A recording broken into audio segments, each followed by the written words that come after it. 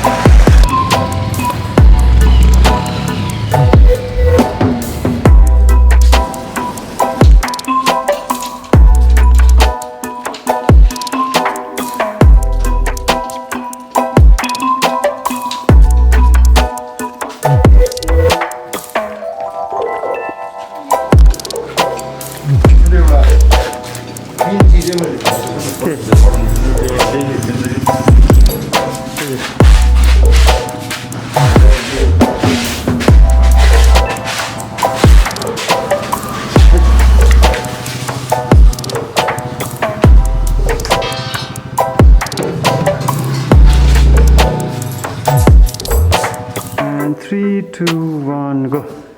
Welcome everyone to my channel. आज मैले एउटा सानो वर्कआउट ल्याएर आएको छु. सानो भन्दाले अब फोरआर्मको वर्कआउट ल्याएर आएको छु. दिस विल बी यो ट्युटोरियल पनि हुन्छ अनि फर द बिगिनर्सहरूलाई पनि हुन्छ. अनि हाम्रो फर्स्ट टाइम जिममा आउने या बिच गर्ने 6 महिना गर्ने 1 वर्ष हुने उहाँहरूले सबैले गर्न सक्नुहुन्छ. फलो गर्दा हुन्छ यो वर्कआउट.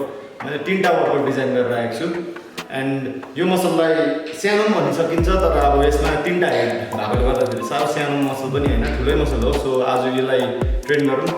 अनि यो वर्कआउट तपाईँहरूलाई ट्युटोरियल देखाउनुभन्दा अगाडि आई गेस तपाईँहरूलाई थाहै छ के गर्नुपर्छ. लाइक सेयर सब्सक्राइब गरिदिनुहोस् मेरो च्यानललाई अनि धेरै माया दिनुहोस्. केही फर्दर केही भन्नु छ भने या केही हुन्छ कमेन्ट गरिदिनुहोस् यो भिडियो बक्समा. सो आजको वर्कआउट चाहिँ हामी सुरु गरौँ त. हुन्छ. ओके, फर्स्ट वर्कआउट छ तपाईँको रिस्ट कर्ल. मैले यो वर्कआउट म आफ्नो वर्कआउट फेरि वान्स मोर ल. Once more and 3 2 1 go. मैले तपाईँहरूको लागि आज फर्स्ट वर्कआउट ल्याएर आएको छु रिस्ट कर्ल, जुन चाहिँ हामीले बार्बल कर्लमा गर्न सक्नुहुन्छ. स्ट्रेट बार्बल कर्ल, छोटो या लामो. म चाहिँ लामो प्रिफर गर्छु अनि मेरो वर्कआउट रुटिनमा पनि मैले यो चाहिँ एड गरिरहेको छु. अनि यस विषयमा रिस्टको बारेमा भन्नु सानो केही कुरो भन्न चाहन्छु है. यसमा चाहिँ भन्दाखेरि चाहिँ अब सबैले भन्छ रिस्टको वर्कआउट. यस, रिस्टलाई वर्कआउट गर्नुपर्छ, रिस्ट वर्कआउट गर्नुपर्छ, यो फोरआर्मलाई वर्कआउट गर्नुपर्छ या गर्नु पर्दैन. There is a confusion. मान्छेले धेरैजनाले मैले देखेको पनि छु जिममा फोरआर्मको वर्कआउट गर्दैन. ठिकै छ, गर्दैन, गर्नु जरुरी छ पनि छैन पनि. छैन त होइन, छ, किनभने यो पनि हाम्रो युजुअल मसलले हो. यसको पनि धेरैवटा काम छ, यो मसलको धेरैवटा काम छ. अनि भन्नुपर्दाखेरि हामी जुनै वर्कआउट लिफ्टिङ जे गर्दा पनि हाम्रो रिस्ट यो फोरआर्मको मसल इङ्गेज भएको हुन्छ. अनि यो वर्कआउट फोरआर्मलाई ट्रेन गर्नु जरुरी छ. अनि यसको साइजको लागि यो फर्स्ट वर्कआउट मैले ल्याएको चाहिँ फोरआर्म यो बारबेलमा रिस्ट कर्ल भन्ने वर्कआउट मैले ल्याएर आएको छु. ओके, रिस्ट कर्ल गर्दाखेरि चाहिँ तपाईँको रिस्टलाई अलिकति बाइसेप गरेको जस्तो तर 50% यहाँ राखेर रिस्टलाई लुज गरिदिनु हो. त्यहाँबाट आफ्नो ग्रिपलाई लुज गरेर उकालो आउँदाखेरि ग्रिप फेरि ग्रिप ब्याक गरेर. ओके, यसरी रिस्टमा यसरी रिस्ट बेन्ड भएपछि ग्रिप छोड्ने हो, फेरि ग्रिप इट ब्याक.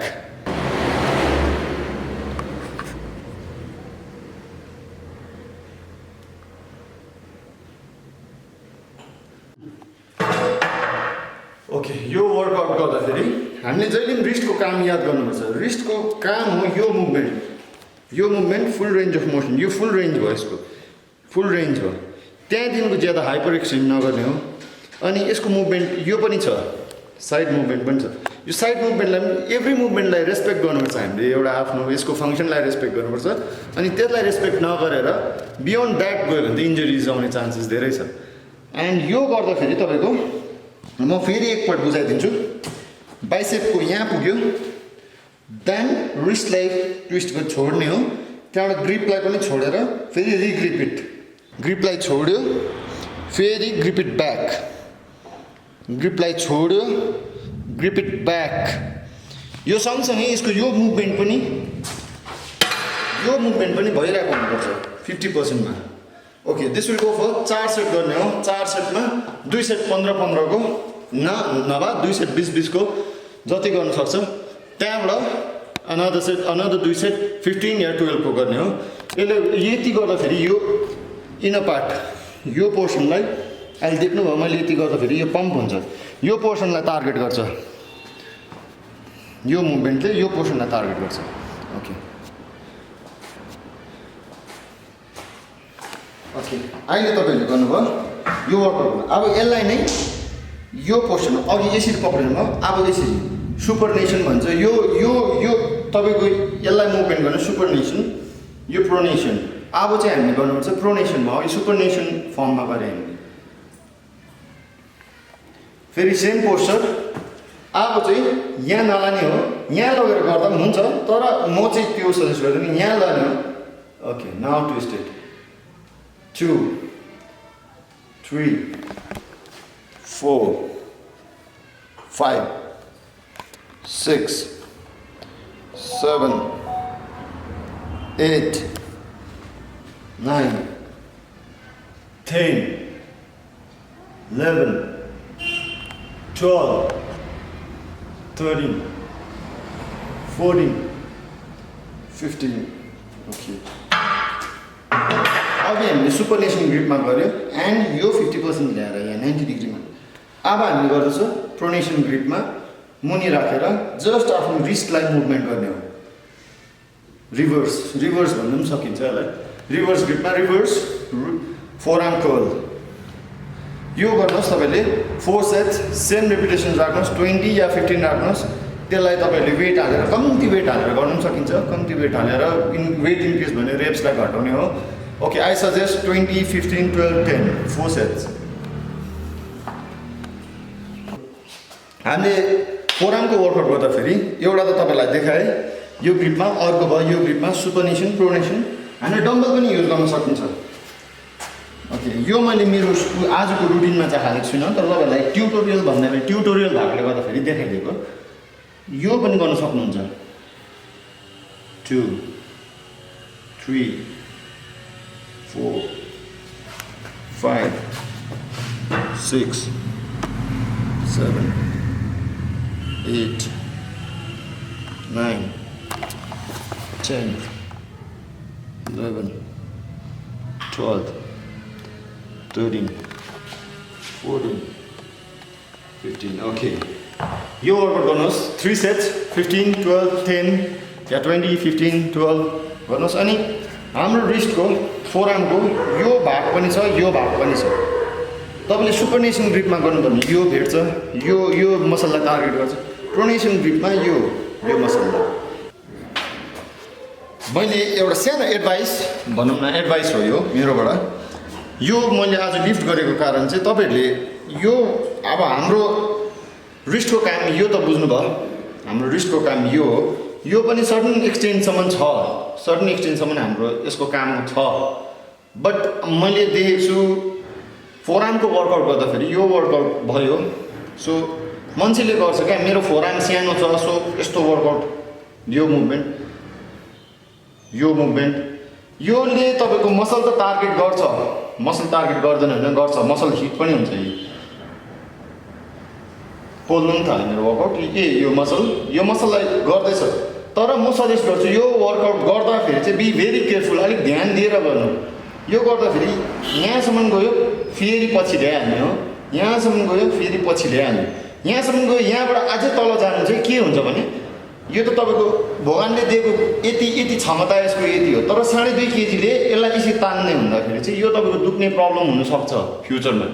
सो म यो वर्कआउट त त्यति सजेस्ट गर्दिनँ, गरिहाल्यो भने पनि मैले भनिदिएको कारण चाहिँ यहाँसम्म लाने हो, फेरि फर्काएर ल्याउने, फेरि यहाँसम्म लाने, यहाँदेखिको हाइपर एक्सटेन्ड ज्यादा मुनि चाहिँ नजानुहोस्, म यो सजेस्ट गर्छु। रेस्ट अरू त अब के भन्नु, तपाईँको ट्रेनरहरू होला। सो ट्रेनरहरूलाई पनि गाइडेन्स लिनुहोस्, ट्रेनरहरूकोबाट हेल्प लिनुहोस्, नलेज लिनुहोस्। Main thing is knowledge is power. So knowledge दिनुको ब्याक नहट्नुहोस्, नलेज सोध्नुहोस्, ट्रेनरहरूलाई सोधेर कोट्टाएर बोलाएर भन्यो भने खालि सोध्छ। एन्ड दिस इज द म आज भनिदिएको, यो चाहिँ यो भिडियो मार्फत भनिदिएको। हामीले पनि धेरैले जान्दैनलाई ठुल्ठुलो बडी बिल्डर भएकोमा गएर सोधेर ज्ञान, उनीहरूको ज्ञानलाई, सबैको ज्ञानलाई रेस्पेक्ट गर्नु पऱ्यो। यो होइन कि म जहिले पनि राइट हुन्छु, ऊ जहिले पनि राइट हो। सबैजनाको नलेज बटुलेर आएर गर्नु चाहिँ अब त्यो चाहिँ मलाई उचित ठिक लाग्छ, सही लाग्छ, सही ढङ्गमा हुन्छ। किनभने मैले पनि धेरै जग्गा गएर ठुल्ठुलो बडी बिल्डर्सहरूकोबाट, अनि साइन्सलाई पनि म धेरै रेस्पेक्ट गर्छु। जो हाम्रो दाजुहरूले गर्नुहुन्छ उहाँहरूले नलेज दिनुहुन्छ, जयराज दाले पनि नलेज दिनुहुन्छ मलाई। So that's good. म त्यो साइन्सलाई पनि रेस्पेक्ट गर्छु। एन्ड हाम्रो बडी बिल्डिङ फिल्डको हाम्रो आफ्नो वर्कआउट हुन्छ, त्यो वर्कआउटलाई पनि म रेस्पेक्ट गरेर त्यो नलेज मैले सेयर गर्नु खोजेको। सो ओके, अबको वर्कआउट चाहिँ लास्ट वर्कआउटलाई मैले ल्याएर आएको छु। यो चाहिँ रोलिङ कर्ल हुन्छ, नामले सिधै भन्दैछ रोलिङ कर्ल। यो बारबेल या छोटो या लामो लिने हो। यसलाई यहाँ राखेर रोल गर्नु पनि सक्नुहुन्छ, यहाँ राखेर रोल गर्नु सक्नुहुन्छ। Okay, I show you once. यो छोटो छ, यसलाई तपाईँले यो गरेर रोल गर्नु पनि सक्नुहुन्छ।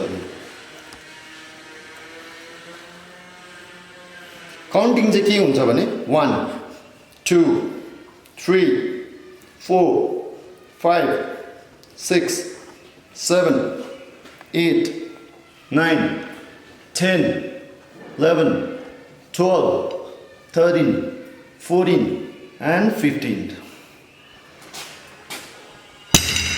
यसमा तपाईँले सर्ट ग्रिप पनि युज गर्न सक्नुहुन्छ, सर्ट बार पनि युज गर्न सक्नुहुन्छ, या ठुलो बार। ठुलो बारमा गर्दाखेरि अर्को भेरिएसन छ, सेम हो हुनु चाहिँ। अब यसलाई त माथि उठाउनु अलिकति गाह्रै पर्छ, किनभने यो वेट ओलम्पिक बार हो। So you can do it this way, यसरी गर्दा पनि हुन्छ। तर यो थाईमा चाहिँ हामीले क्वाड मसल्समा चाहिँ टसम्म चाहिँ भने अलिक डिस्टेन्समा राखेर यो मुभमेन्टमा यसले तपाईँको आउटर हेडलाई भेट्छ। अनि यो गर्ने हो 3 सेट्सको 15 12 and 10। वेट बढाउँदै गर्नुभयो भने 15 12 10, वेट नबढाइ गर्नुभयो भने 15 15 15 3 सेट्स। म त थाकेँ, मैले यति गर्दाखेरि त पम्प त हुन्छ। ओके,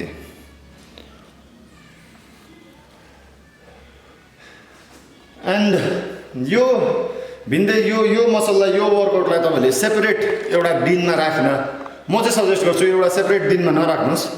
अर एल्स तपाईँहरूले गर्दाखेरि ब्याक एन्ड बाइसेप गर्नुहुन्छ, ब्याक एन्ड बाइसेप गर्दाखेरि फोरआर्मलाई हिर्काइदिनुहोस्, नभए चेस्ट एन्ड ट्राइसेप गर्दाखेरि फोरआर्मलाई गर्नुहोस्, नभए चाहिँ आर्म्स डेको दिनमा गर्दाखेरि बाइसेप एन्ड ट्राइसेप ट्रेनिङ गर्दाखेरि फोरआर्मलाई गर्नुहोस्। तर गर्नु चाहिँ गर्नुपर्छ।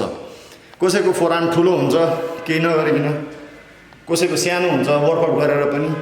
त्यसको लागि, त्यो बुझ्नुको लागि अलिकति साइन्समा डुब्नुपर्छ। किनभने अब कसैको जेनेटिक हुन्छ, कसैको फोरआर्मको मसल सेल्स ज्यादा हुन्छ, सो द्याट ग्रोथ हुँदाखेरि उसको भन्दा उसको ठुलो, उसको भन्दा उसको सानो, त्यो भएको कारण चाहिँ त्यो हो। त्यसमा नजाउँ, यो बेसिक नलेज दिनु खोजेको मैले, अनि बेसिक ट्युटोरियल भिडियो बनाएको। यसमा भन्दाखेरि मैले भनिहालेँ, वर्कआउट चाहिँ गर्नुहोस्, रिस्टको फोरआर्मको वर्कआउट गर्नैपर्छ। किनभने यो मेन यो पार्ट जुनले चाहिँ तपाईँलाई अब स्ट्रेन्थ दिन्छ, ग्रिपमा टाइट हुन्छ। अनि युजुअल डेज तपाईँको डे टु डे लाइफमा पनि यो हामीले यो एक्टिभिटी फोरआर्म, यो मसलको काम धेरै छ। तपाईँले बाइक कुदाउँदाखेरि पनि, अरल्स एक्सिलरेट गर्दा पनि, थ्रोटल गर्दाखेरि तपाईँको फोरआर्म मसल युज हुन्छ, या केही कुरो लिफ्ट गर्दाखेरि पनि फोरआर्मको युज धेरै नै छ। सो फोरआर्मलाई ट्रेन गर्नुहोस्, keep pumping, keep training and keep watching my video. Thank you.